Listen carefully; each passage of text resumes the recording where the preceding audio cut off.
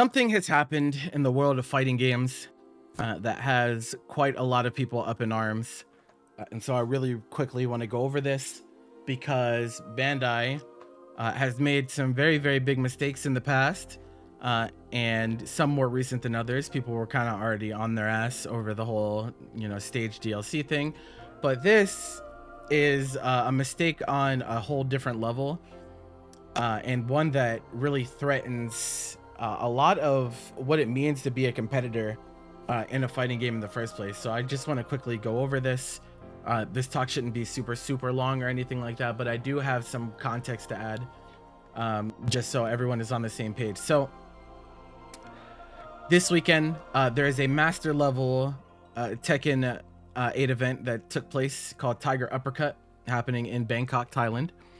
And since it's a master event, of course, a ton of the best players in the world travel from all over to participate and grab the points. They're running out of time on the tour. There's not that many events left. And so for a lot of people, this is their last chance to secure points to try to qualify for Tekken World Tour.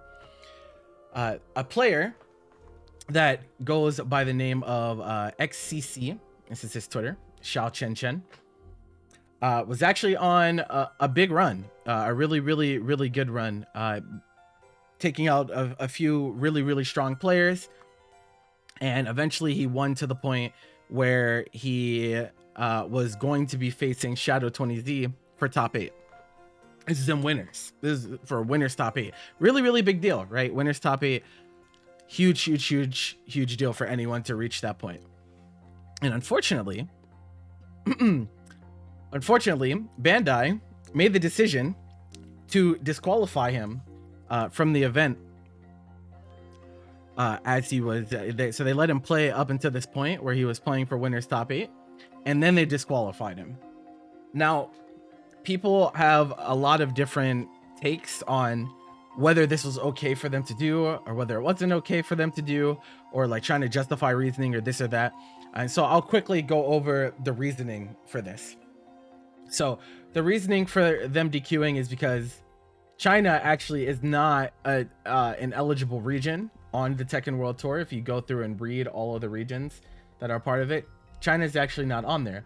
And the reason that it's not there is because of this rule on the Tekken World Tour rules that says any territory that is subject to United States sanctions is not eligible for the tour. And that includes China, which is where Xiao Chen is from. And so no one from China is actually able to participate in the Tekken World Tour as per their rules. There's a few things to go over with this decision, right? One, this is a really big mistake on their part. One, because this is not something, to my knowledge, and once again, if someone wants to give me even more context on this, if someone that has more insider info on this wants to bring it to me, feel free. But to my knowledge, this is not something that's required from them. This provision in their World Tour is not required. They don't have to do this, to my knowledge. And the reason that I believe that to be the case is because if we go over to ARC World Tour, right, I don't believe that there's any restrictions from anyone from China participating, right? I'm not seeing anything here that would restrict anything of that regard. So that's weird, right? And so what that says to me is that this was a choice on their part for one reason or another. I'm sure there's probably something super businessy behind the scenes that led them to making this decision. But China is a really big place, in case you didn't know. And there's a lot of players that play fighting games from China. And so to exclude this massive of a region is baffling, to say the least. But even still, right, there are a lot of people that were like, oh, well, you should have read the rules. You should have read the rules. You should have known this and that. And I think that's really dispassionate and like very unfair. For a few different reasons. First of all, to disqualify him after he already played and beat people. So like, you've made mistakes on two fronts, right?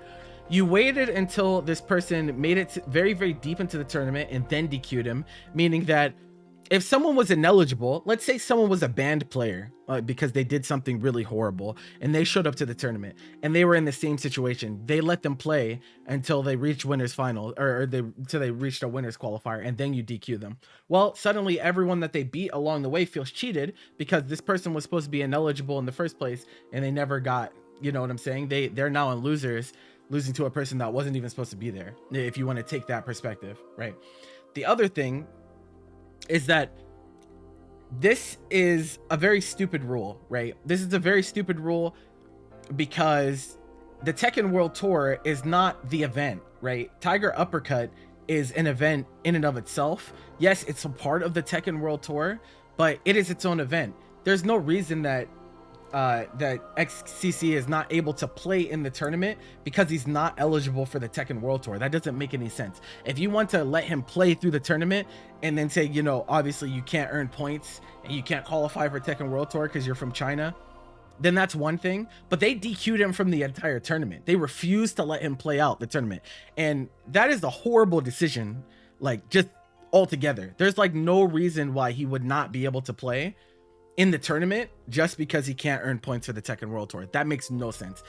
And so this to me is demonstrating Bandai as a company like getting way too big-headed. They believe that if your event is on the Tekken World Tour, then their word is law and you have no say in the matter, and they're just gonna run roughshod over people's events and agency.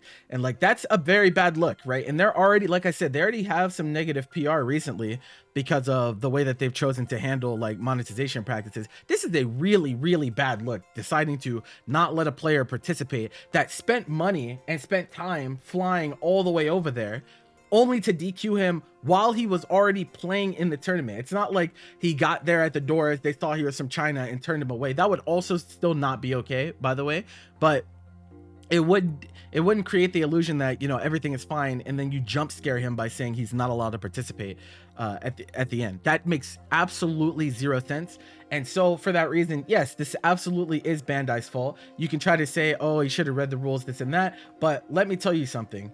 Just because you write something in your rules does not mean the rule is fair, right? It does not mean the rule is just. If you have, just like any other thing, if you write some ridiculous provision into a contract or this or that, right? There are situations where that contract can be null and void because it is unreasonable. You can't just put whatever you want into rules for the fun of it and then be like, well, you read it, we wrote it, you know, terms and conditions, this and that, right? It's a very American concept. People believing that contracts are end all be all and there's no wiggle room at all, and that's just not true, right? It's just not true. That's not how it works. And so stop bootlicking. Stop bootlicking. What they should have done, let me tell you what they should have done instead. Let's actually talk about what should have happened with this instead of what actually took place. If you're going to exclude China and say that they're ineligible, which, you know, this is a very, very precarious position because if I remember correctly, Hong Kong is not banned, right? Hong Kong is not banned, but Greater China is. And so if you're going to exclude that large of a region, right, you need to make it painstakingly clear. Yes, you wrote it in your rules, but you know for a fact, an overwhelming majority of people that are going to be playing in your events are not going to the rule site of the Tekken World Tour, clicking this button and reading the rule document. You know that to be true, right? And you can take one of two routes on this. You could say, well, they didn't read the rules, so fuck them, right? But that is doing a disservice to the community that you're supposed to be doing this tournament for in the first place, right? Your job as a tournament organizer or an entity that holds events is to make sure that everything involved in the event, from the rules to, you know, scheduling, this and that, right, is communicated to the attendee as well as possible. If you are not going above and beyond to make sure that this information is easy to access and also reasonable, then you are not doing your job as a tournament organizer. And so, yeah, you can include it in your rule document, but it should be somewhere here on this front page. Like, you go to the World Tour website, it should be in big letters somewhere. China is not eligible. Why? Because a lot of people that live in fucking China, bro. It is a really, really big region. And no one, in no one's mind, there's no real good reason for them to be excluded from this, right? And so if that's the case, you need to make it painstakingly clear, no, you cannot play, right? They should be able to go to the website and immediately be like, oh, okay, well, they're not allowing. So they can at least reach out to the proper person in charge to like get communication on things like this.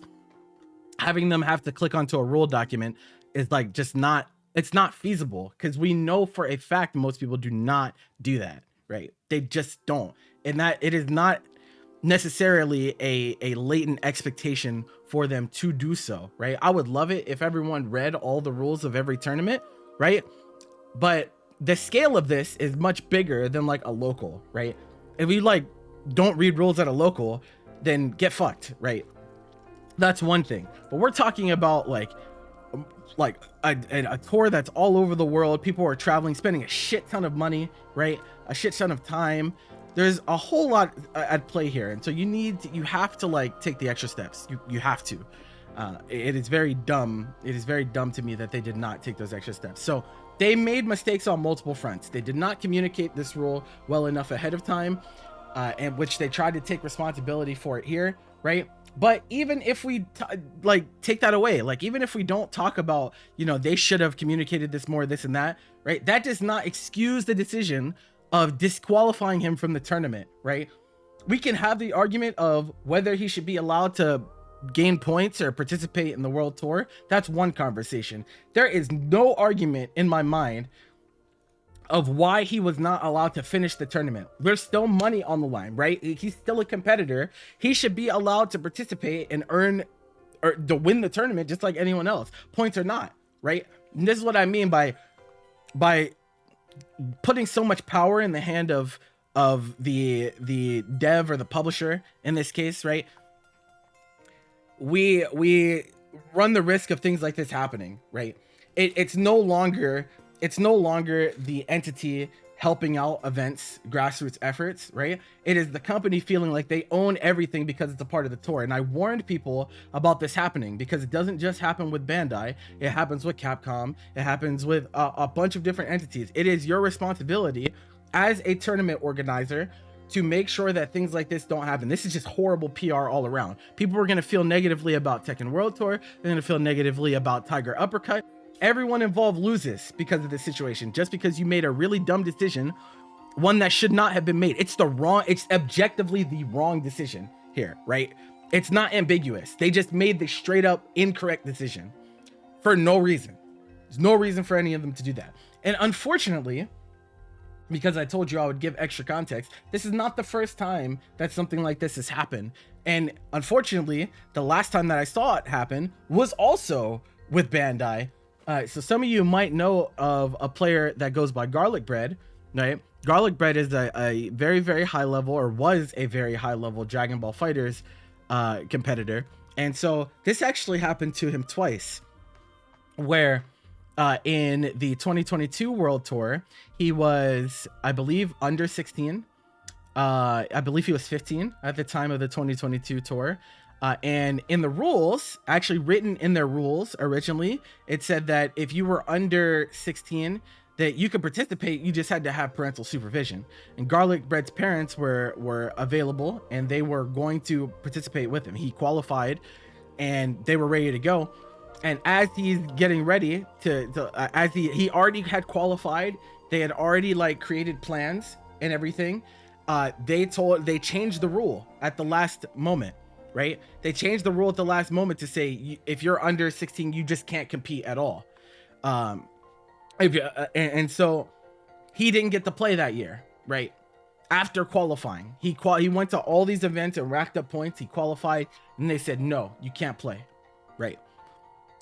Now he took it very, very gracefully. He still went to the finals to hang out and play games with people, but he was not able to get the fruits of his labor. Like he did not get the reward after all of that grinding and all this or that. Bandai again, right? And then they do it again the year after. The year after they changed the rule again, they raised the minimum age. So Garlic Bread, who's now 17, who would have been immune from this rule, right? Now still cannot participate because they raised the minimum age to 18. And so because of that, Garlic Bread has quit Dragon Ball straight up. He's playing Street Fighter 6 and he's playing Strive now. He's quit Dragon Ball because 2 years back to back when he was in prime position or had even already qualified, Bandai has made horrible decisions and has been ambiguous with rules, and they've tried to change things at the last minute to try to protect themselves or this or that, and it ends up screwing over players, right? And that, like I said, it demonstrates a lack of knowledge, and it demonstrates a lack of care, right? The whole point of this is supposed to be for the players. They should be, but instead, all of these companies care about is marketing. All they care about is taking everything for themselves, and they want all the benefit. They don't give a fuck about players. They don't give a fuck about TOs. And that is the lesson that I'm trying to teach here, right? We must hold these companies accountable. It does not matter that they're in control of the game's patches or this or that, right? When they make mistakes and they fuck up, we need to press them. We have to press them. If we do not press them, then it creates a really unhealthy power dynamic where they get to do all of the wrong in the world and suffer no consequences, right? They should be getting absolutely dragged for this for the rest of the tour, straight up. And in some ways they are. Like there are players that are speaking up about how fucking stupid this is, right? So I'm very thankful that most of the top players in Tekken are straight up like speaking out against this, right? And it's fucked, right? This situation is even worse because if we were in a position where the ecosystem supported it, right, I would push for people to boycott. I would boycott the finals over this. It's that serious to me, right? If I were a player and I qualified, if the ecosystem was in a better place, I would say straight up boycott. Don't go. Do not go, right? Do not support this horrible ass decision that they've made. But unfortunately, fighting games don't have a lot of opportunities to actually make revenue, right? These players don't get paid that much for traveling to these events and whatnot. They often lose money on things like that. And so I feel like it would be a little irresponsible for me to push people to do so. That being said, like this is the problem, right? And unfortunately, with a company like this, you're only really going to get through to them if you hurt their wallets, right? Only if you hurt their wallets. And boycotting would do that because suddenly all your marketing for the Tekken World Tour, where did it go? It went nowhere. No one showed up. So you don't get any of that. You don't get any stream impressions. You don't get anything to sell to sponsor. You don't get any of that, right? It would actually make a tangible, impactful difference. But we cannot expect for people to make that decision with how much fighting game players already have to like fight for scraps, right? So I'm not going to ask them to do that. But what I will ask is that every single person that watches this video or is listening to me talk, right? It is so fucking important for us to be vocal about things like this. You need to speak up about your distaste for things like this. They need to know that this shit is not okay so they don't make this mistake again. Because like I said, so long as we do not press them, they're going to keep acting like it didn't happen, right? They will just ignore it. They straight up will. They'll pretend it never happened. You'll never hear about it again. No, they need to hear about this shit. They need to go above and beyond making this right. Because if you're not going to let him be you're not going to let him be eligible for the tour, you need to pay him. You straight up, like XCC should be paid for what he suffered. He was in position for winners top 8. I'm not saying he would necessarily would have won or this or that, right? But he was in a winners top 8 qualifier, right? You need to compensate him, his flight price, his entry, all that. I think that's the bare minimum you could do. The bare minimum of what should happen is him being compensated for his time, because that shit is not like that. That is insane, right? For you to fly all the way over there and only turned away when you make it to top 8 qualifier, absolutely not. Absolutely not. They need to come out of pocket, and it needs to be public. They need to come out and apologize, right? And like this canned response from the Twitter, right? That this is just like PR community, like company PR shit. No. I need more than that. I need reparations for this because you fucked him over, right? And when you fuck up, you suffer consequences, and we need to make them suffer consequences. So that's where I'm at on that. Feel free to let me know what you guys think about the entire situation. I absolutely hate having to make talks like this about things like this, but I will continue to do so until conditions improve, because Bandai is making some big problems. They're creating some really big issues, and I warned people. Bandai, they made mistakes in the past. They're gonna keep making mistakes. Keep making mistakes, bro. Keep making mistakes. We cannot stand for this.